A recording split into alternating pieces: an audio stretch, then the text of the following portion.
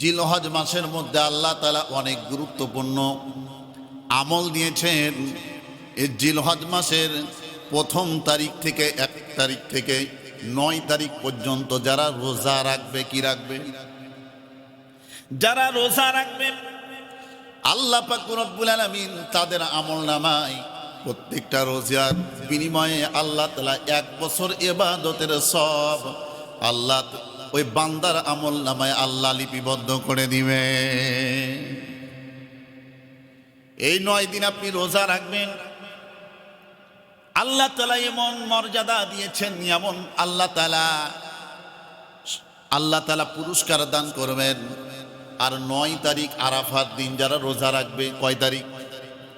আরাফাত দিন যারা রোজা রাখবে আল্লাহ পাক রব্বুল আলামিন তাদের আমলনামায় পূর্বের 1 বছরের সব দান করবেন এবং সামনে 1 বছরের সব আল্লাহ তাআলা দান করে দিবেন। বাড়িতে যায় বলিয়েন সুবহানাল্লাহ। লাভ না লস?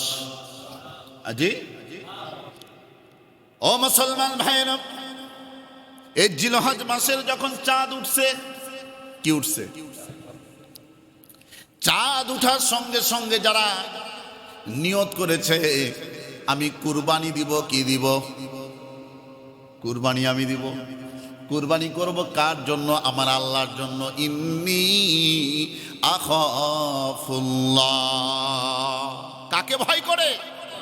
ভয় কার? আল্লাহর ভয়। আল্লাহর জন্য যারা কুরবানি করবে, আমার আল্লাহ বলেন ইন্না সলাতি ওয়া নুসুকি ওয়া মাহইয়ায়া ওয়া মামাতি লিল্লাহি রাব্বিল আলামিন।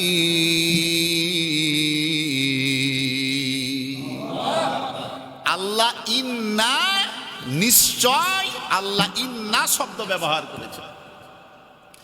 আল্লাহ বলেন নিশ্চয় আমার নামাজ, আমার রোজা, ইন্না সলাতি ওয়া নুসুকি ওয়া মাহইয়ায়া ওয়া মামাতি লিল্লাহি রাব্বিল আলামিন, আমার জীবন, আমার মরণ সব কিছু কার জন্য?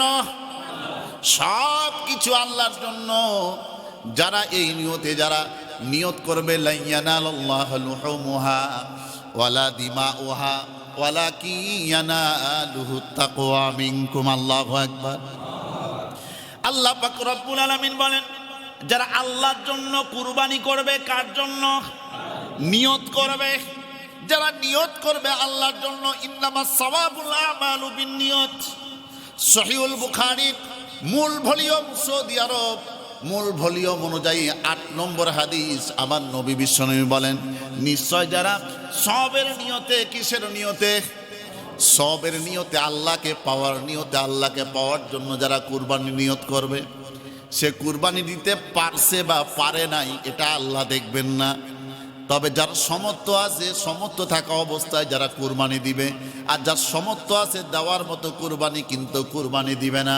আল্লাহর নবী বিশ্বনবী বলেন মান ওয়াজাদা সাআতাও, আল্লাহর নবী বিশ্বনবী বলেন সহিহুল সুনানে ইবনে মাজাহ শরীফের হাদিস, সহিহ হাদিস, আমার নবী বলেন তারা যেন ঈদগাহার ময়দানে না যায়, তারা যেন ঈদগাহার মাঠে না যায়।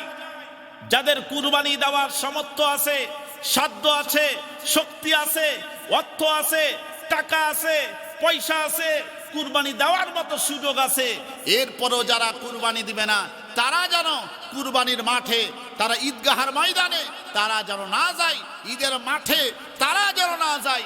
নিষেধাজ্ঞা দিয়েছেন 144 যারা জারি করেছেন কে? আমার নবী বিশ্বনবী ঘোষণা দিয়েছেন। এবার আসেন জিলহজ মাসের যখন চাঁদ উঠল, বান্দা নিয়ত করল কুরবানি দিব কার জন্য? নিয়ত করেছে কুরবানি দিবে, তার সামর্থ্য নাই, তার সুযোগ নাই, তার টাকা নাই, পয়সা নাই, তার অর্থ নাই, সম্পদ নাই দেওয়ার মতো, কিন্তু নিয়ত করেছে কুরবানি দিব। আল্লাহ পাক রব্বুল আলামিন তার হাবিব বলেন টেনশনের কোনো কারণ নাই। তারা যদি এরকম ভাবে কাজ করে, কি কাজ করে? এরকম ভাবে আপনার জিলহজ মাসের যখন চাঁদ উঠে যাবে, এরপর থেকে শরীরের মধ্যে যত লোম রয়েছে, চুল রয়েছে, পশম রয়েছে, তারা না যদি কাটে, আল্লাহ তাআলা প্রত্যেকটা পশমের বিনিময়ে আল্লাহ তাআলা একটা করে কুরবানির সওয়াব দান করে দিবে।